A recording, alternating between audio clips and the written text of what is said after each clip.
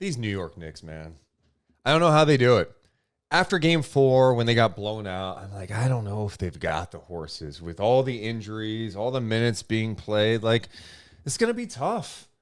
And then in game 5 at MSG, Jalen Brunson puts on a show. The Knicks out-hustled, out-worked, and just ran away with it, winning 121-91 over Indiana. It was honestly an insane performance by Brunson for sure. Mm-hmm. But the second chance opportunities, the offensive rebounding, the rebounding. Everything. I mean, everything that you have expected from the Knicks in this series happened in this game, right? I mean, they played back to their identity. They went back to what they know best, and that's slowing down the game. That's doing the extra things. They even started Deuce McBride, and they changed things up a little bit. And I just thought everybody, even going down the bench, did a great job for the New York Knicks. It was wild. Looking at the final numbers, points in the paint, 62-36. Offensive rebounds, 20-5 in favor of New York. Second chance points, 26-9. You can't bring up the rebounding without bringing up Isaiah Hartenstein. That was as soon as you said the offensive rebounding number, I'm like, oh, wait, so more than half of those were his offensive rebounds. I mean, fantastic performance from him. Just doing the extra things on that end, right? Like being in the right place at the right time. Like sometimes that has to do with some luck, some of the bounce, but also, I mean, I say that, but they always put themselves in the right place at the right time. Like this is what the Knicks do. And Hartenstein, we talk about Jalen Brunson keeping this team in it, obviously, with his points, putting everyone on his back, 44 points for him. We'll get more into Jalen Brunson. But for Hartenstein to really get them those second chance opportunities, it was really deflating for the Indiana Pacers and kept the Knicks going. He had 12 offensive rebounds. 12. Yes. 17 rebounds in the game. One of my favorite stats. He had 17 rebounds by himself. Indiana, as a team, had 29. Wow. So that was the thing in this game. In a weird way, I do wonder, because minutes have been talked about so much. Mm-hmm. And it's like, well, the Knicks play their guys heavy minutes all year long. Is it that big of a deal? But maybe you have some guys who aren't normally used to playing big minutes, playing more of an enhanced role because of all the injuries. But something I was going to bring up was game 4. They got blown out. Jalen Brunson played 31 minutes in that game, okay? Okay. Before that, he played 38 minutes. In a weird way, I wonder if game 4, like them getting blown out, not playing heavier minutes, get some more treatment, rest the end of the game. I mean, in a way, help them in this game. You're talking, and here it's funny because you're talking minutes. You're talking, like, even for example, in this game, Brunson played 43 minutes instead of maybe 48 minutes or 45 minutes. I don't know if that's necessarily it, but at the same time, like, they looked so fresh. Like, how did they look so healthy all of a sudden when, like you said, in some of these other games that we watch, we go, oh, there's no way that they could keep going with the way that they're gimping up and down the floor, losing bodies left and right. And in this game, they were like, inject whatever in me and let's go. Brunson was unbelievable. He has obviously been dealing with a lot with the injuries. In this game, he definitely didn't look as gimpy. He was moving well. He was attacking. They had no answer for him at all. They threw Nesmith on him. Nesmith didn't have the same type of luck he had in previous games, and he does his best out there, but he couldn't stop him. Yeah. Andrew Nembhard definitely can't stop him. We have seen that enough in the series where it's like, nope, this is not a good matchup. McConnell does some nice things, but Brunson was just in a groove. It got so bad that Carlisle was like, we got a blitz, we got a double, and I'm sorry, there's enough tape out there to know you cannot double, you cannot blitz this guy because he will make the right play, and it's going to lead to worse things for your team. The fact that he finished with 44 points in this game, 18 and 35 on 35 shooting, he still contributed so much with the points while being doubled, being blitzed, and made the right decision, the right quick decision every single time to also create offense for everyone else. I thought everyone was just so in tune, in rhythm with what was going on. Double comes at Brunson. Brunson makes one quick pass. Another person cuts. Boom. Just an easy, simple, fundamental offense. And what I didn't understand, though, because I know you say, like, well, then Carlisle had to throw everything at him.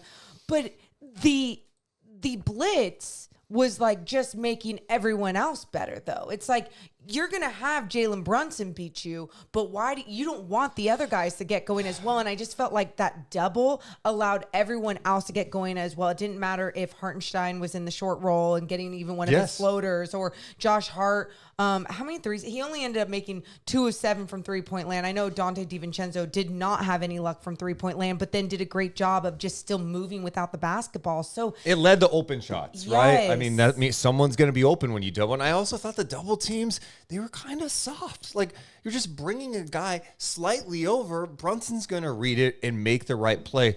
You are not throwing something new at Jalen Brunson in this situation. Yeah. So I didn't understand that at all, but he was awesome. You mentioned the 44 points. 26 of those points came in the paint.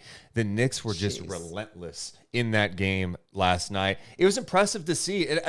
From an Indiana perspective, it's disappointing to get outworked that bad. I know Carlisle said after the game it was embarrassing. Yeah, what I thought was interesting too, because even when they weren't throwing the double at Jalen Brunson, there was a few times, like if you'd see Neesmith or Nembhard on Jalen Brunson, and then it would even be someone like Shepard or whoever else, they would try and take up so much space and almost create like this wall, so the perimeter Brunson couldn't just penetrate, right? And this is when they were playing straight up, and at times I was like, oh, this is going well, but it felt like even the passing for the New York Knicks and the vision was out there where everyone was just attacking the gaps correctly, whether it was with the pass, whether it was with just moving without the basketball. So they were just, again, in a different type of rhythm to break down this Pacers defense. And then on top of that, I got to mention this play when, I think it was Miles Turner setting the screen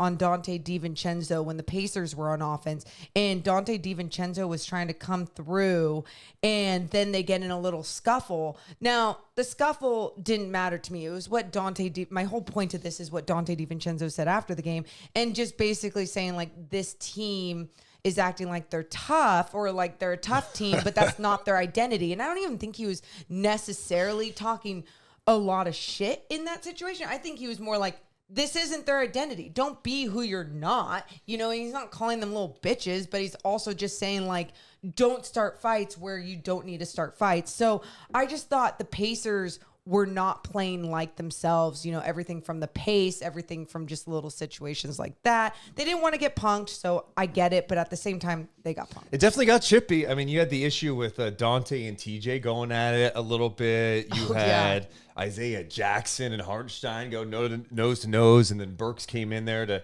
push away and hit Jackson's neck, and you're like, oh my God. And then the Turner DiVincenzo thing, it got chippy. And love it. This is the playoffs. You've played each other 5 times now. This is getting real. Like, I want this type of, altercation. I just want some chippiness. I dig it. I love it. Drama? You want this type of drama? The drama. You talk about how they handled some of the blitzes and doubles that they threw at Brunson. Another reason you're able to handle is because guys can knock down shots. Alec Burks deserves so much credit. This guy was out of the rotation, starts to play a little bit. He can knock down shots.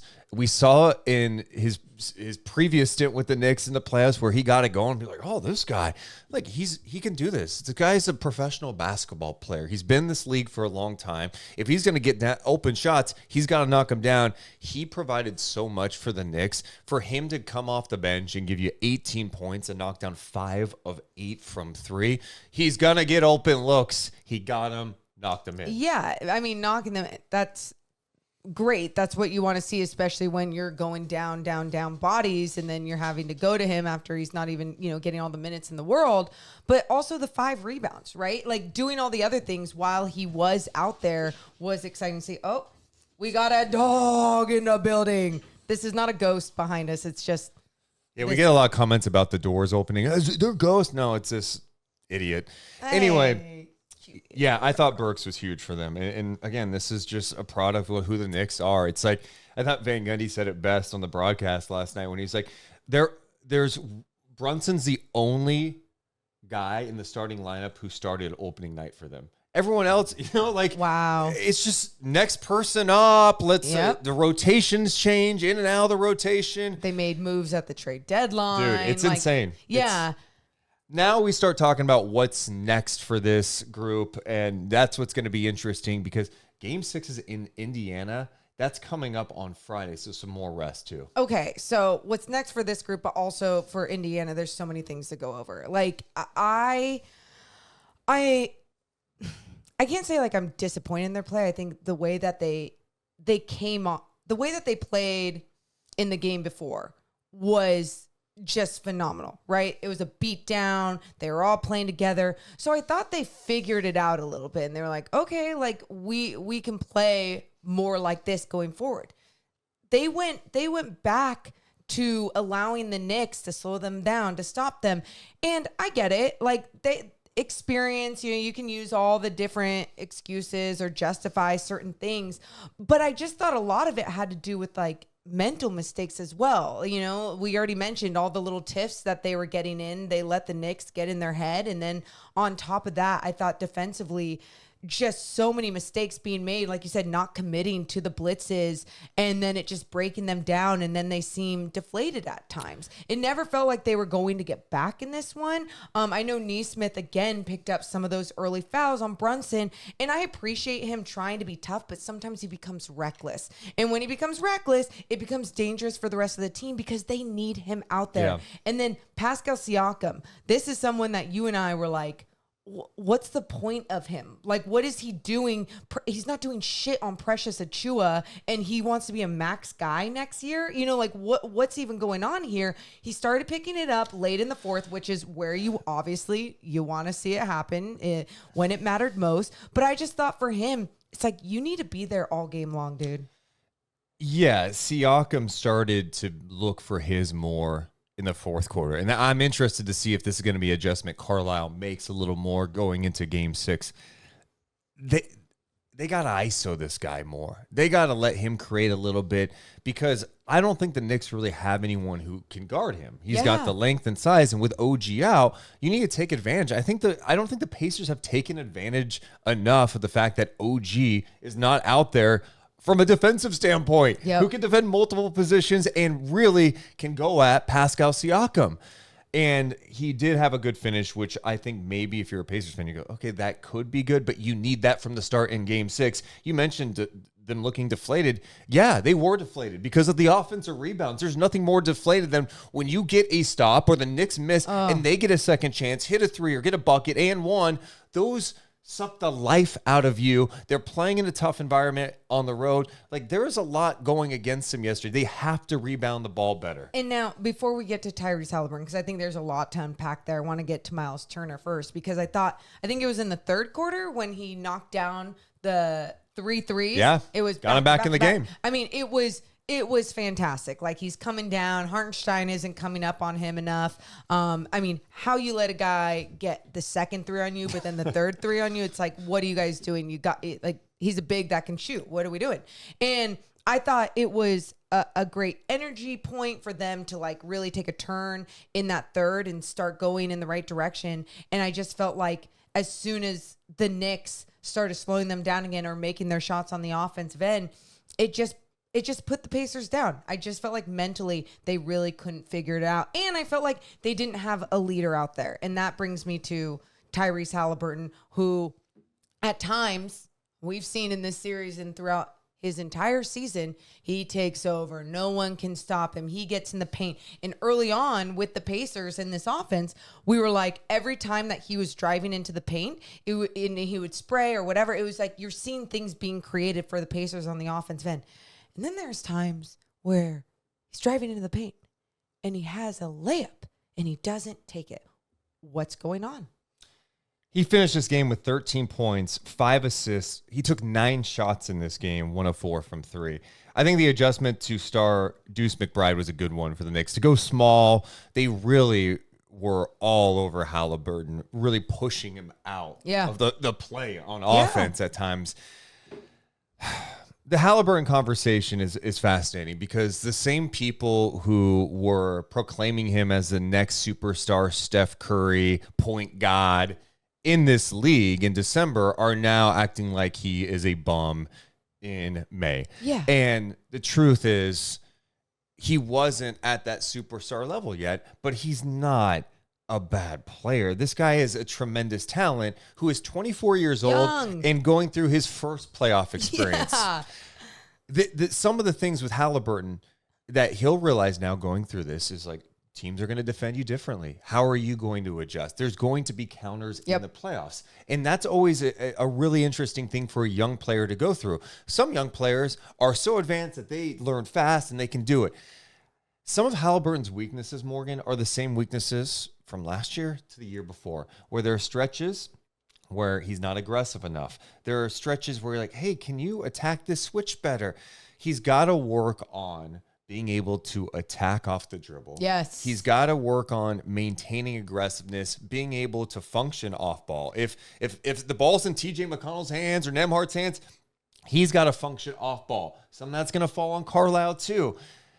Tyrese is at his best in transition. When the Knicks are missing shots and the Pacers are rebounding, getting out, good night. Yep. Like, the guy is lethal. The shooting is there. The problem is he may not be ready quite yet. And that is fine, but this is why also like people need to calm the F down when someone is showing flashes of greatness. You know, like let the person develop. Let the person go through their lulls and everything else that's going to happen instead of proclaiming them as something else and then, you know, having these expectations that are just like irrational at that point. But I'm totally with you when you look at what he's doing on the floor and what he's capable of doing. But I hope he works on when he's putting the ball on the floor, like you said. Being able to create isn't being able to like get that paint touch, spray three, get that paint touch, no look, you know, dish to your post.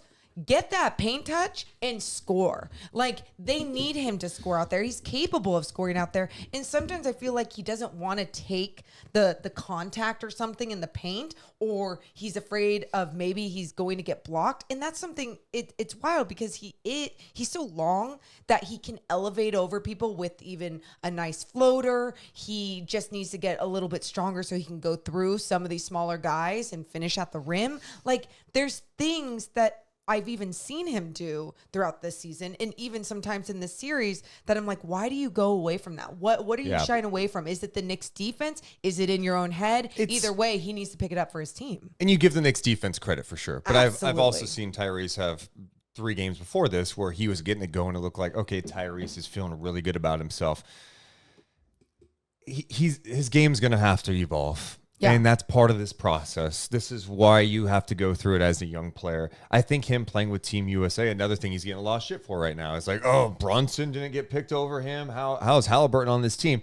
Haliburton has got to embrace this opportunity with Team USA. Look at what the great players around him do to prepare mentally and physically, how they're very honest about their games, and then apply it going into next year. But now it's so funny what we do in sports. It's like we build these guys up. Like, oh, this is the next great thing, and this is media, fans, whatever, that you're just going to get excited over a player playing well. And the NBA was pushing him like crazy. Yes. And you, like you said, allow this guy to grow a little bit. Yep. He's going to have some bumps in the road. Let's see how he handles it. I'm a big fan of his game because he plays with joy. He can shoot the three. Yes. He shares the rock. He's not a perfect player. He's not. And we talk about some of the offensive shortcomings, then it's defensively too. He's not good enough defensively at this point. So when you can get targeted defensively and then you could disappear offensively when your team needs you, that's a really tough look when you're on the big stage. Sometimes those games get overlooked in the middle of a regular season, and they get overlooked too when you're just on the rise. Well, now when people are trying to put you here, up high, Yep. and now you're on the big stage, the criticism's going to come, and the your expectations and your warts start to show a little bit. So they need more out of him. I mean, he's had a 13-point game in this series. He's had a 6-point game in this series. He had a 9-point game against the Bucks in the playoffs. Like, they need him to look to be aggressive all the time. You can't let Deuce McBride take you out of the game. You have to hunt mismatches. Yeah. You have to play with force. And that's going to be on Carlisle to instill that confidence in him too. Like, you got this. It's on Siakam to take him aside and be like, hey, man, we need you. Yep. They play so free. And if they play so free, it's almost like, well, demand a 2-man game if that's what you want. Or, maybe reflect, and in the offseason they're looking at more like structure, so then they can find ways to get him open if he can't get himself open off the dribble. And for him, if I'm Carlisle, I go, I'd rather you go 5 for 24 than 5 for 9. Yes. Like, 9 shots can't happen. Like, this is not in the play, when this team needs him. No, you have to come out swinging. And yeah, I don't want to take anything away from the Knicks defense because they play things well, but this is also like, this is what happens, right? Like, in the playoffs, your weaknesses get exposed. Mm-hmm. And some of them maybe get exposed a little bit. Doesn't mean they'll be his weaknesses forever. He's got to work on this stuff. And, you look down at the box score and you see the 18 turnovers for the Indiana Pacers that led to 24 points for the New York Knicks, and giving lots of love to the Knicks defense. Lots of love to the Knicks defense. But what I will say from watching that game, I remember even saying to you, I felt like, oh, this feels self-inflicted. Yeah. What by the Pacers, whether some of the turnovers, some of the misses, some of the offense, some of the flow. It just felt like whatever it was that they didn't have, that the Knicks also made sure to capitalize on and go, okay, well, we're going to do a stomp down. We're going to push in transition now. We're going to play our game to the max. So some good news for both teams. Mm-hmm. They get a few days off. Game 6 in Indiana is coming up on Friday. Ooh. There is a possibility of OG Anunoby playing in that game. I feel like that would seem extreme. I feel like if he's coming back, it would be potentially in the next series. A hamstring, you got to be careful with. But look, man, my feel on this series, I don't know. I mean, we've seen Indiana step up, and now their backs are against the wall. It's win or go home. How desperate will they be playing in a game 6? I'm excited. But how desperate will the Knicks be playing in a game 6? Yeah.